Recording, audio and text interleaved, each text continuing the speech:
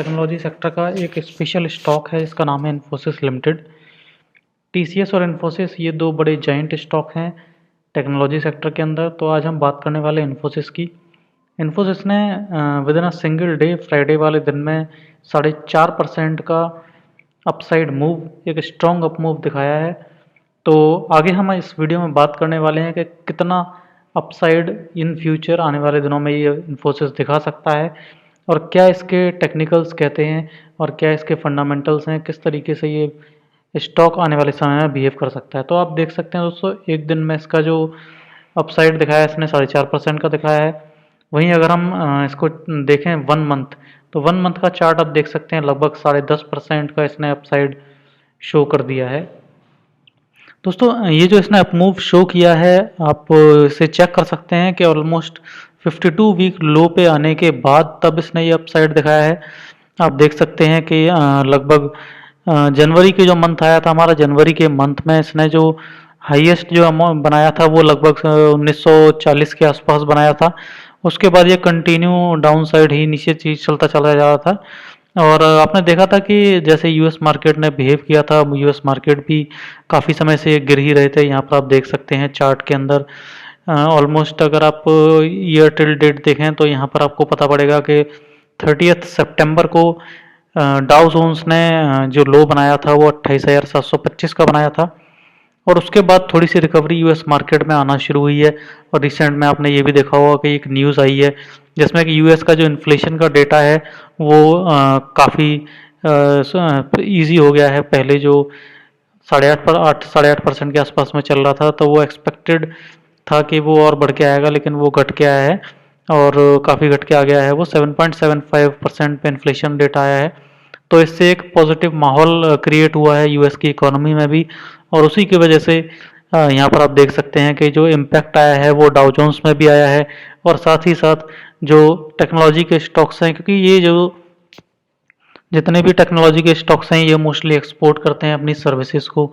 और यूएस में, यूके में इनकी जो टेक्नोलॉजी की जो सर्विसेज हैं, यानी कि जो सॉफ्टवेयर सर्विसेज हैं, जो इनके प्रोजेक्ट्स हैं वो डील होते हैं। तो इस वजह से इनका इम्पैक्ट बहुत ही अच्छा। और साथ में एक चीज़ और आपने देखी होगी कि जो हमारा डॉलर और आईएनआर का जो रेट है वो भी आपने चेक किया होगा। तो यूएसडी का आईएनआर से जो रेट है वो काफ़ी डाउन हुआ था, यानी कि जो हमारा रुपी है वो स्ट्रॉन्ग हुआ था और काफ़ी स्ट्रॉन्ग हो गया था। आप देख सकते हैं with in a single day आप देखिए 80.55 से सीधे फॉल होकर के ये देखिए कितना डाउनफॉल आया था इसके अंदर with in a single day. इसमें जो है बहुत अच्छा डाउन साइड इसमें देखने को मिला था। 1 रुपये से ज़्यादा का डाउन साइड इसने शो किया था। यहाँ पर आप देख सकते हैं विद इन अ वीक कितना अच्छा डाउनफॉल इसने रिसेंट टाइम्स में लिया है। 82 के आसपास चला गया था, 82 से सीधे आकर के 80.5 के आसपास इस वक्त ये खड़ा है। तो यहाँ पर एक पॉजिटिव न्यूज़ है, रुपये में स्ट्रेंथनिंग हो रही है। तो इसका भी एक पॉजिटिव न्यूज़ का बेनिफिट इंडियन मार्केट को मिला है और उसके साथ ही साथ इन्फोसिस को भी मिला है। दोस्तों आज हम इन्फोसिस के बारे में डिटेल से बात करेंगे और इसका जो चार्ट है उसको भी एनालाइज करके फुल स्क्रीन पर देखेंगे कि क्या इसका एक्सपेक्टेशन इन फ्यूचर में बन सकता है। दोस्तों किसी भी स्टॉक को जब हम देखते हैं तो उसके लेवल्स को जानना बहुत ज़रूरी है। और यहाँ पर आप देख सकते हैं, थोड़ा सा हम अगर बड़े टाइम फ्रेम में देखें इसको, तो यहाँ से जब से इसने रिकवरी दिखाई थी, देखिए यहाँ से सन 2020 में से इसने रिकवरी दिखाई थी जब इसका जो प्राइस है वो लगभग 550 के आसपास पहुँच गया था। उसके बाद जो ये रिकवरी इसने दिखाई तो सीधे 550 से पहुँचा ये 2000 के आसपास, 1950 के आसपास का इसने हाई लगा दिया। और उसके बाद जब ये रिसेशन की बात शुरू हुई तो उसके बाद ये नीचे डाउनफॉल इसका चलता चला गया, डाउ जोन्स को ये कॉपी करता चला गया। और उसके बाद जो लो बनाया था सितंबर में जाकर के इसने वो 1350 के आसपास बनाया था और उसके बाद अभी ये 1570 के लेवल पे इस वक्त खड़ा हुआ है। दोस्तों अगर हम इसका चार्ट एनालाइज करें तो आप देखेंगे कि ऑलमोस्ट अप्रैल से लेकर के और नवंबर तक, अप्रैल मई जून जुलाई अगस्त सितंबर अक्टूबर नवंबर, यानी लगभग 8 महीने हो गए।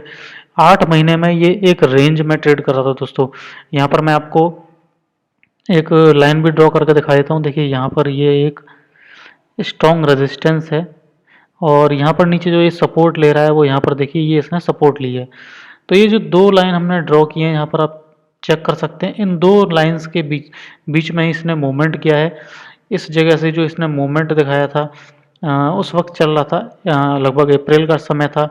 तो यहाँ पर देखिए इस जगह से इसने जो डाउनफॉल लेने के बाद ये एक स्ट्रॉन्ग रेजिस्टेंस बना लिया था। उसके बाद ये नीचे आया है, नीचे आने के बाद इसने एक लो बनाया, उसके बाद फिर अप साइड गया, उसके बाद फिर इसने लो बनाया था और ये जो लो बनाया था लगभग 1350 के आसपास, फिर ये इसी रेंज में ही ये मूव कर रहा है। इसने हाई लो बना करके बीच में एक बार फिर से अगस्त में इसने कोशिश की, इसी 1650 के लेवल को इसने ब्रेक करने की कोशिश की, लेकिन ब्रेक नहीं कर पाया और उसके बाद दोबारा से फिर नीचे आकर के और उसी रेंज के अंदर चलता हुआ इसने ये लो बनाया 1358 के आसपास का। और फिर दोबारा से इसने ये ट्राई किया है ऊपर जाने का, और इस बार ये जो इसने ट्रायल लिया है ये इसने लिया है स्ट्रॉन्ग डेटा पे, स्ट्रॉन्ग इकोनॉमिक डेटा जो थे, यानी कि इंडियन मार्केट में भी इसने रिकवरी दी, इंडियन मार्केट के साथ साथ यूएस मार्केट में भी एक पॉजिटिव माहौल बना है। तो उसकी वजह से जो ये रिकवरी हुई है ये एक स्ट्रॉन्ग रिकवरी हुई है। और यहाँ पर जो ये जो खड़ा हुआ है ये 1570 के लेवल पर इस वक्त ये खड़ा हुआ है।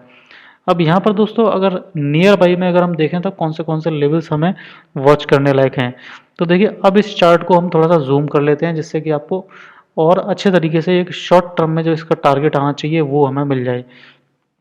तो इस चार्ट को हम करते हैं जूम।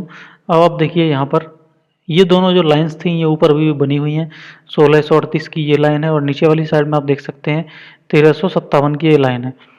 अभी आप देखिए ये जो लेवल था, जो नियर बाई रिसेंट में जो सपोर्ट इसका बन रहा है वो सपोर्ट आप लेकर के चलेंगे यहाँ पर 1484 का, जो कि 30 डे सिंपल मूविंग एवरेज के आसपास का भी है ये।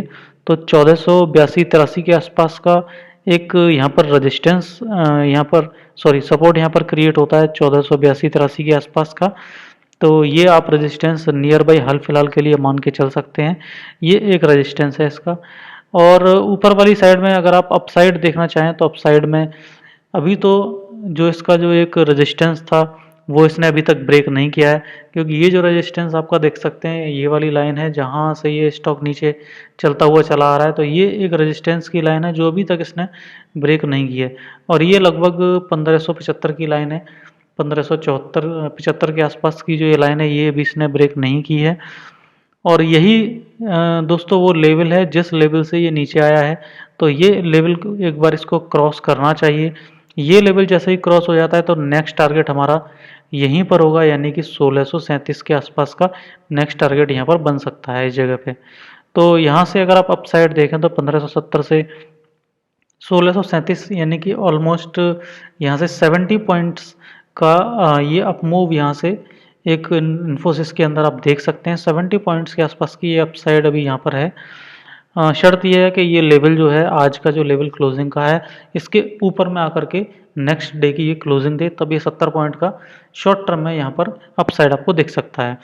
अब दोस्तों हम देखते हैं कि 70 पॉइंट के अलावा क्या कोई और भी ऐसा लेवल है जो इसमें हमें वॉच करना चाहिए, क्योंकि अगर ये लेवल भी अगर ये ब्रेक कर देता है, यानी कि 1637 का जो लेवल यहाँ पर बन रहा है, 1637 का जो लेवल बन रहा है ये भी अगर ये ब्रेक कर देता है तो फिर कौन सी अपसाइड रहेगी। 1637 के बाद देखिए ये रेंज टूट जाएगी, ये जो रेंज काफ़ी दिनों से बनी हुई है ये रेंज इसकी ब्रेक हो जाएगी, और उसके बाद अगला जो टारगेट आएगा ये एक बड़ा गैप यहाँ पर आप देख सकते हैं। ये जो गैप है यहाँ पर एक बहुत बड़ा गैप है, और इस गैप को फिल करने के लिए इसको काफ़ी मूवमेंट देना पड़ेगा। ये जो आप यहाँ पर गैप देख रहे हैं ये गैप यहाँ से काफ़ी बड़ा गैप है, और देखिए इसको हम एनालाइज भी करते हैं, मार्क करके देखते हैं कि ये कितना गैप इसके अंदर आ रहा है। ये देखिए यहाँ से 1736 का ये लेवल है और ये है 1637 का लेवल, यानी कि ऑलमोस्ट 100 पॉइंट का यहाँ पर गैप है। तो अगर यहाँ से ये 1636 का लेवल भी तोड़ देता है तो जो नेक्स्ट टारगेट हमारा बनेगा वो 1736 के आसपास का बनेगा, यानी कि पहला टारगेट तो हमारा ये रहेगा 1637 का फर्स्ट टारगेट। उसके बाद अगर ये भी टारगेट ये ब्रेक कर देता है तो अगला टारगेट जो जाएगा हमारा वो 1736 का जाएगा।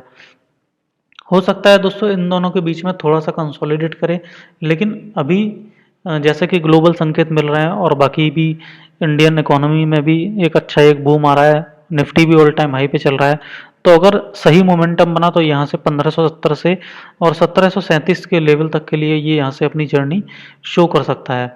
बस दोस्तों यहाँ पर एक ही डाउट है कि निफ्टी ऑल टाइम हाई पे है, अगर थोड़ा बहुत भी अगर करेक्शन आता है तो कहीं उस करेक्शन में ये जो अपना बुलिश कैंडल यहाँ पर अगर बनना शुरू हो जाए तो उनके लिए एक थोड़ा सा प्रोटेक्शन हो सकती है, यानी कि वो डाउन साइड दिखा सकता है थोड़ी बहुत। अदरवाइज अगर देखा जाए तो इन्फोसिस का चार्ट अपने आप में बहुत स्ट्रॉन्ग इस वक्त दिख रहा है, और टेक्नोलॉजी के जितने भी स्टॉक्स हैं उनमें ये जाइंट जो है काफ़ी अच्छा मतलब इन्वेस्टर फ्रेंडली भी रहा है। अगर आप पहले से इसमें इन्वेस्टेड रहे हैं तो ये हमेशा इन्वेस्टर फ्रेंडली रहा है। बाकी जो स्टॉक्स हैं वो इतना, टेक्नोलॉजी स्टॉक्स इतना ज़्यादा इन्वेस्टर फ्रेंडली नहीं है, लेकिन ये इन्फोसिस, इसका जो टीम है इनकी, ये काफ़ी इन्वेस्टर फ्रेंडली रहती है। कभी बोनस देना हो या स्टॉक में मूवमेंट की भी अगर बात हो तो अच्छा खासा मूवमेंट ये स्टॉक शो कर देता है, इन्वेस्टर को पैसा बना के दे जाता है।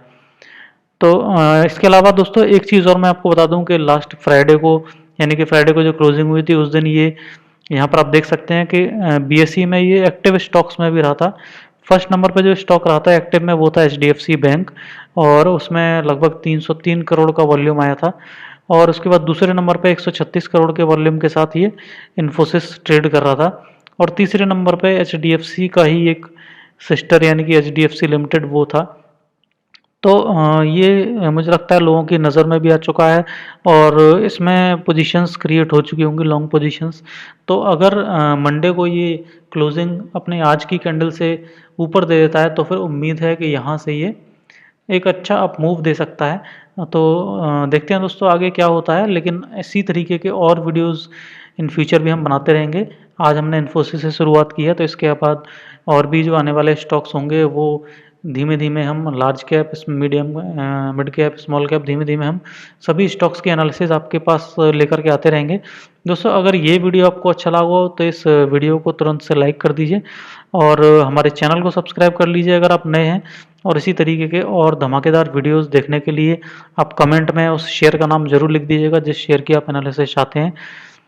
दोस्तों मिलते हैं एक और नए वीडियो में, एक और नई उम्मीद के साथ, एक और नए प्रॉफिटेबल स्टॉक के साथ। तब तक के लिए be happy and have a profitable investing.